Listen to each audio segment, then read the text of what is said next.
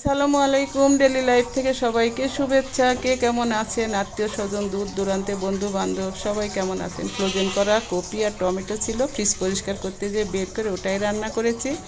আর ডাল দিয়ে পুঁই শাক রান্না করেছি। আর এই যে খাসিটা কালকে নিয়ে এসেছে, ভ্যা ভ্যা ভ্যা ভ্যা করতেই আছে, কাছ থেকে নড়তে দিচ্ছে না। মানুষ পাগল, মানুষের মধ্যে বড় হওয়া। তো যাই হোক, ওরা তো আমাদের জন্যই জীবনটা উৎসর্গ করে দিবে, এই জন্য মায়া লাগছে। ওর কাছে বসে বসে একটু করে খাওয়াচ্ছিলাম। আর এই যে পাতাগুলো বেঁধে দিয়েছে, ওই এক কামড় করে খাচ্ছে আর চিল্লাচ্ছে, কাছ থেকে সরে আসতেই দিচ্ছে না। তো সবাই ভালো থাকবেন, আমার ভিডিওগুলোকে ভালোবেসে লাইক কমেন্ট করে ফলো করে দিবেন, যাতে আমি নতুন নতুন ভিডিও বানাতে পারি, আপনাদের সঙ্গে যুক্ত থাকতে পারি। আপনারা সবাই আমার জন্য দোয়া করবেন।